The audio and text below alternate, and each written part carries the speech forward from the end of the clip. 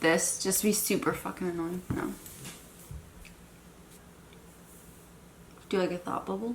Thought bubble question. Put this in the middle of the lesson. We can put like a Q&A on this. Okay, it's fine. Okay.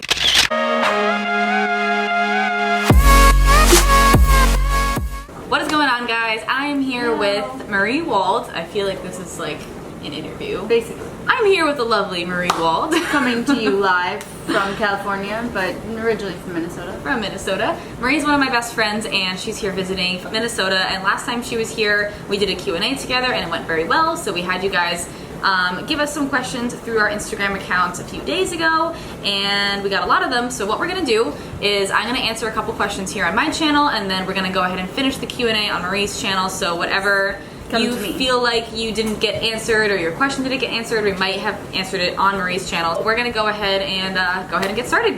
What is the hardest thing that you've been through on prep? So Marie just finished her prep. Why don't you start?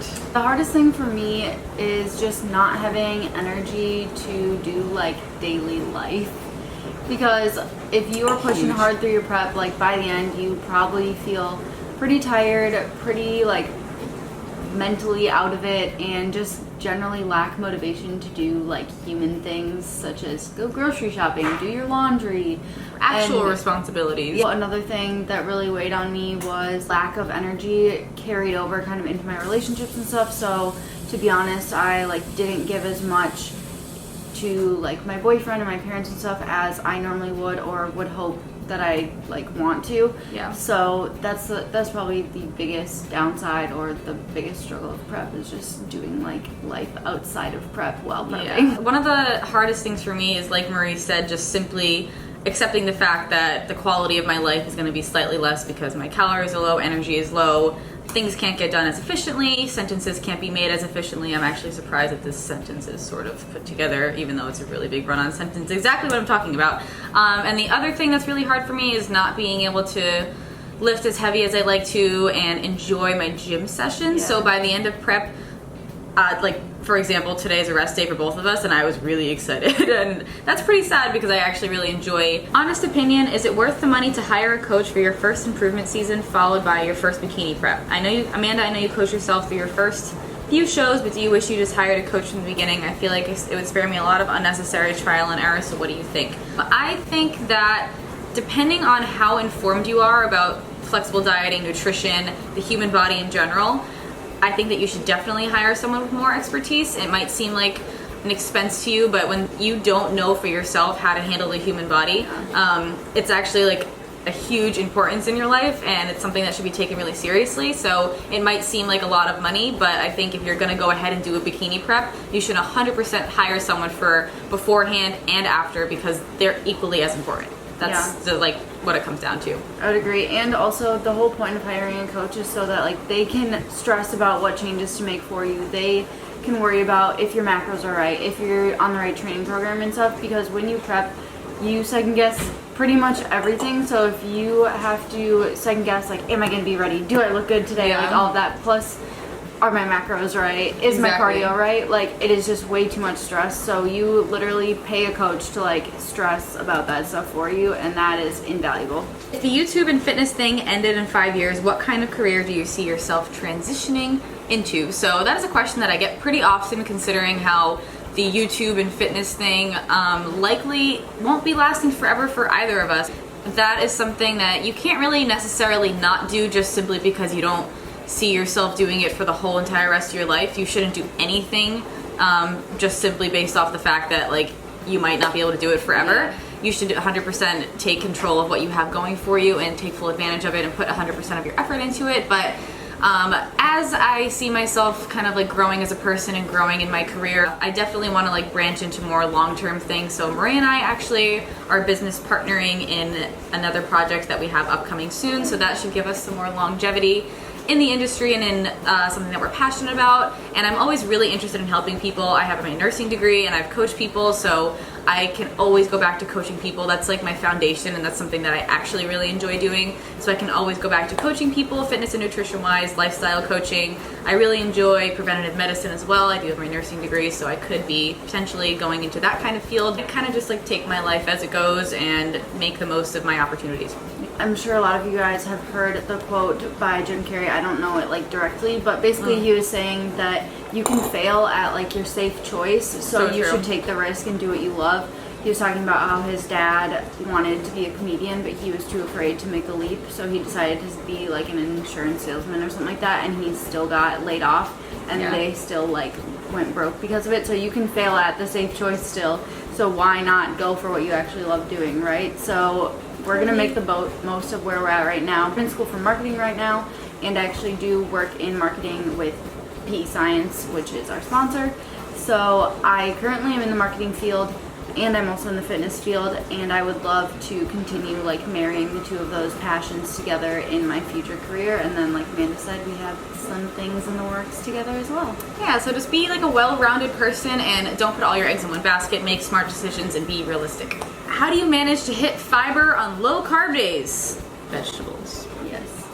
And high fiber vegetables. You have to be selective about your vegetables. Right. Like asparagus, spinach. Shredded lettuce we enjoy having, but it doesn't have as much fiber as spinach, so like basically lots of spinach. Yeah. And things like chia seeds are like pure fiber.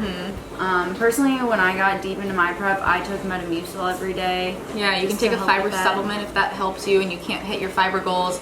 Some cereals, some oatmeals have fiber. What other things aside from vegetables? Like Quest bars, but like if your protein low bars carb days allow you to have Quest bars, is it really a low You carb shouldn't day? struggle hitting your fiber if you can fit a Quest bar into your macros. Just saying. Another question about fiber I get often is how much fiber should you have? I typically recommend 15 grams per 1,000 calories is like a safe recommendation.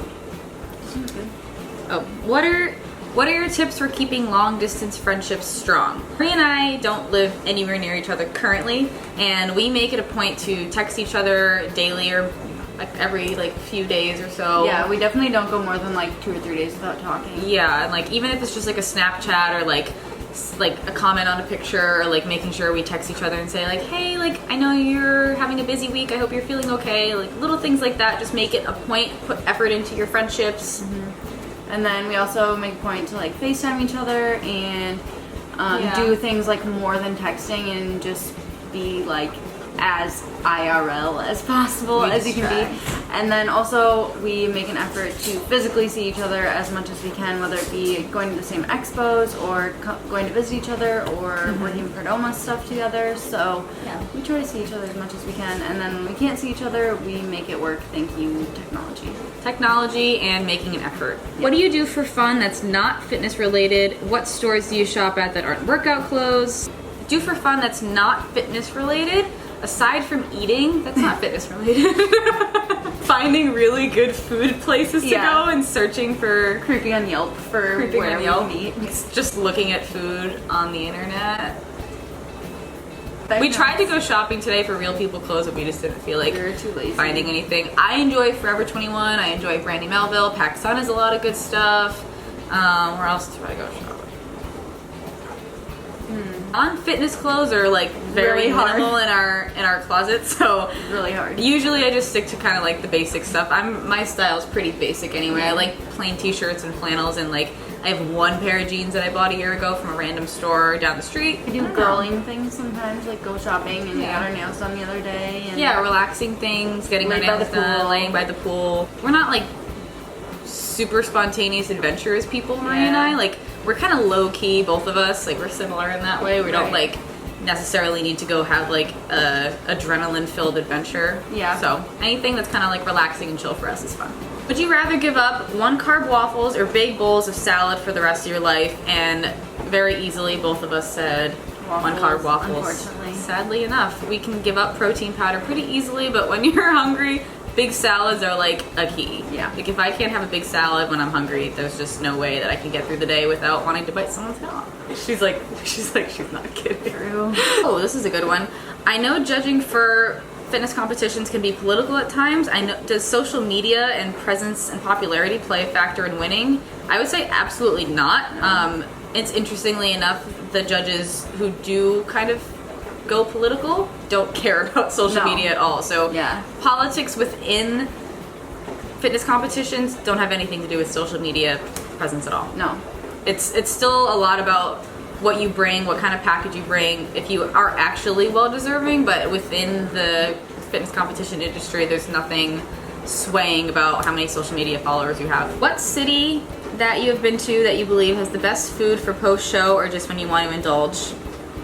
Marie. If you haven't watched Marie's New York City, I can't believe she ate that video. Please go watch it right now. I was incredibly entertained for the full 20 minutes. Like, I don't actually watch that many people's YouTube videos, nor do I necessarily watch the whole entire thing from start to finish. I couldn't keep my eyes off of that one, so go ahead and watch it. New York City is apparently the best place to eat post-show. I would say so. Like, maybe Los Angeles, just because it's also equally as like Yelp-friendly, really cool food. I have not yet explored that. I will be doing that in a few weeks, so I'm very excited. Yeah, like, so excited for you. If you need help, I might hit me up. No, yeah. So one of Marie's favorite things to do is like find the coolest food places and go eat them. I might have her plan my Los Angeles or not food eat exploration. Them. I like planning it for other people too. A lot of this Q&A is about food. What is your favorite attribute of the other person? So this was easy. One thing that I really like about Marie is how incredibly intelligent and creative she is. So yeah, that was super easy for me to say, because if you like listen to her talk, her vocabulary is very wide, and the way she creates sentences is like so amazing to me. Even when she was on Poverty Macros, she was way like more creative than I could ever be. Eloquent. Yeah, she's a very eloquent person and very creative, and I like admire that about you. So my favorite thing about Amanda is that she is just like really, really driven and is always thinking ahead to the next thing and thinking of how she can do better at literally every aspect of everything. And it's just like, we were talking about this yesterday, but the people that we surround ourselves with, we don't really think twice about all of the stuff that we do that other people might consider inspiring. Like, you don't realize how... so true. You don't realize that what you do is extraordinary until other people, like, mention it. And Amanda's one of those people where she just works really freaking hard and stays really humble about it, and that's what I admire. Thank you. That's cute. That was a cute question. Thank you to whoever asked that. Last question, what is one thing you wish you could unsee? That's going to be the title of this video. One thing that I wish I could unsee is something that I saw on Snapchat. It was like 2 months ago or so. Private? So I recently made my Snapchat private. I'm going to be explaining that in tomorrow's video, I believe. Yeah, I'm going to be explaining why in tomorrow's video, but this is one of the reasons. 2 months ago, someone on Snapchat, if you could imagine like the disgusting thing that we're likely thinking of, plus crickets. I'm gonna end the video here. Thank you guys so much for watching, and I'll catch you guys in tomorrow's video. Make sure you go watch Marie's video and subscribe to her channel as well. Bye.